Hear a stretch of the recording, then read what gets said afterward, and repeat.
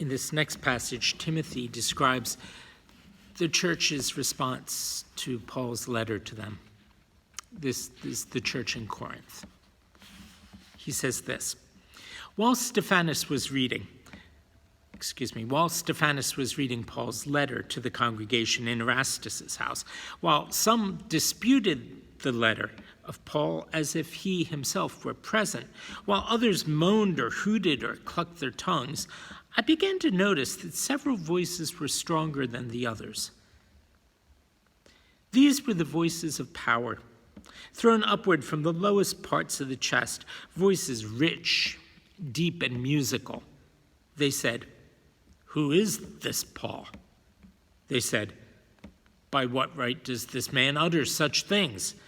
Why should you good people imitate him and not another?" They said, "This hard man, this taskmaster, did he ever bring letters of recommendation to you?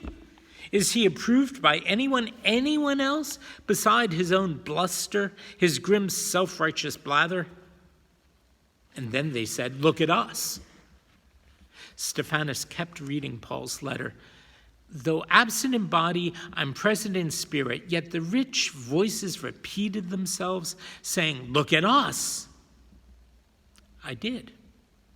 I turned around and saw the same three guests whom Erastus called apostles, standing as they stood before, perfectly erect, the folds of their expensive robes as smooth as flowing candle wax.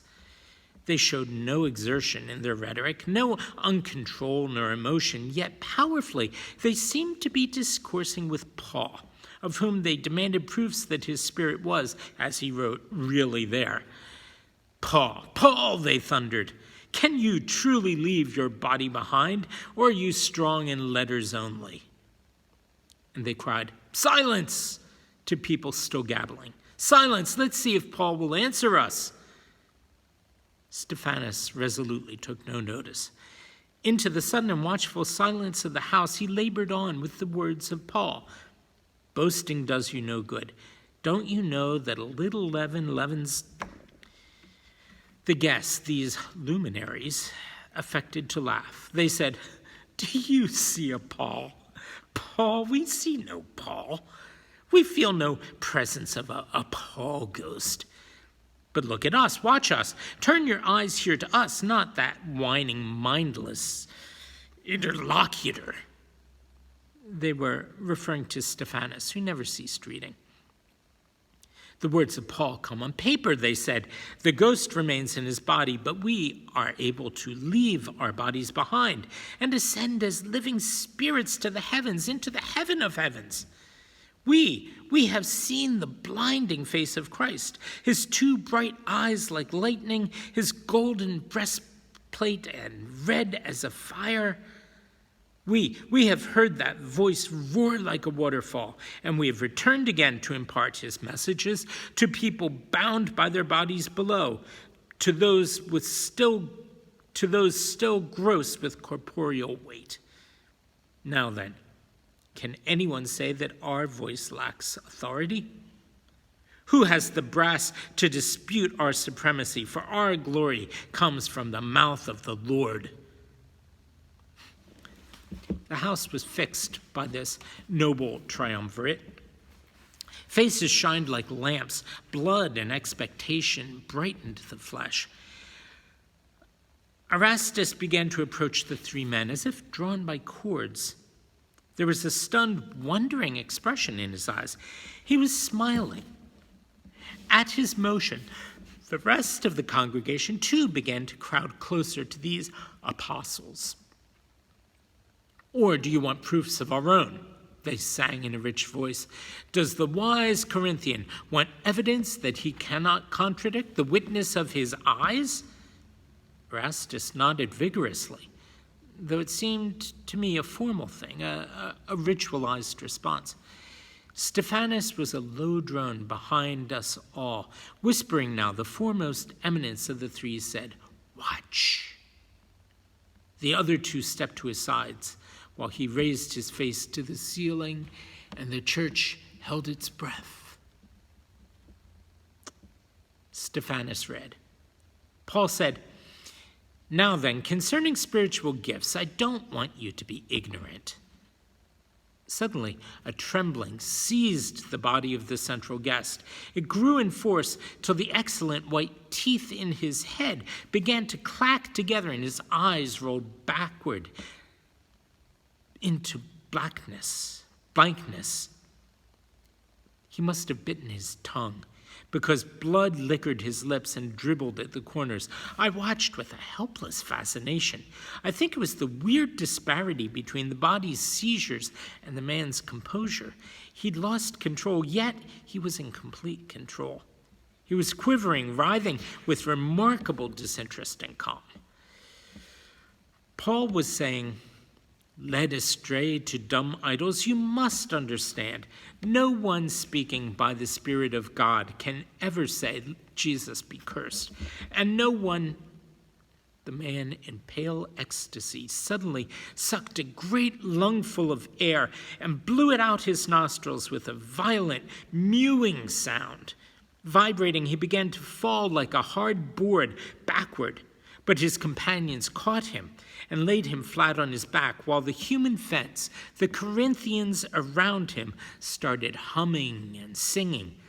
Paul was saying, and no one can say Jesus is Lord except by the Holy Spirit. Several people had begun in rhythm to shake rattlers, music makers, and clack castanets. There arose a strong smell of sweat in the room. Those who had the space turned round and round with their arms extended, faces gazing upward. Paul. Varieties of gifts, the same Spirit. Varieties of service, same Lord. To each the manifestation of the Spirit for the common good. For common good. Apostles, prophets, teachers, miracle workers, healers, helpers, administrators, speaking in various kinds of tongues. Now, like the midnight cry that stops your heart, the apostle on the floor emitted a wild, wolfish howl. Erastus reacted. He sat straight up. I mean that literally. He shot up. Erastus flew up and out of his slippers, which stayed side by side on the floor. He somersaulted backward, legs flying uppermost. He landed so hard on the back of his shoulders that his jaw was driven into his chest. I was on my feet, running toward him. I thought he'd broken his neck. But before I got there, he had reached his 2 hands high and begun to clap. 2, 3, 4, and light as a child, the fat man leaped to his feet, clapping, 7, 8, 9, and jabbering loudly in some indecipherable tongue. I watched him and I thought, so this is the wonderful thing he told me about. Erastus had learned to speak in tongues. Paul, but earnestly desire the higher gifts, and I'll show you a more excellent way. Music and dancing. Erastus sweating, the room all full of whirling bodies, uncanny jubilations, while Stephanus, alone by the door, kept reading and reading.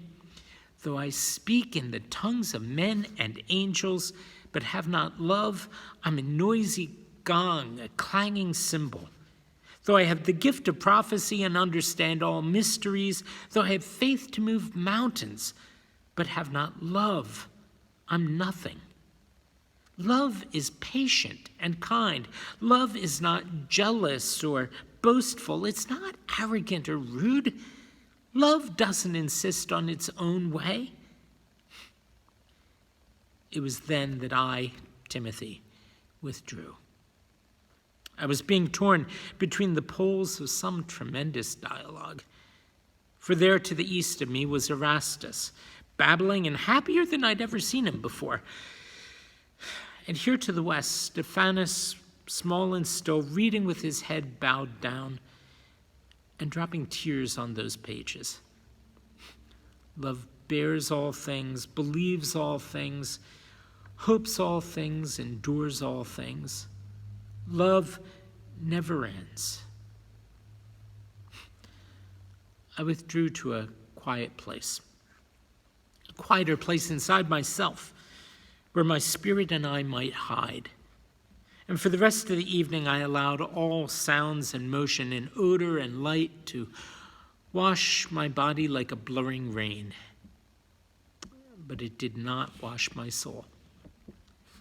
At some point, the apostle of cool enthusiasms rose up and stood, his garments returning to their rich, unwrinkled state. His rising signaled the rest of the church likewise to halt, and he spoke in a reasonable voice, unaffected by any exertions. He affirmed that he had indeed just soared to the heavens, where he had received the blessing of Jesus both upon himself and through his person upon the others assembled here. The whole congregation then, subdued, walked past him, person by person, allowing him to touch their foreheads. When they'd been touched, they departed out into the night. In the door of the atrium, his face still hidden, Stephanas was still reading Paul's words. Tongues will cease. Prophecy and knowledge will pass away.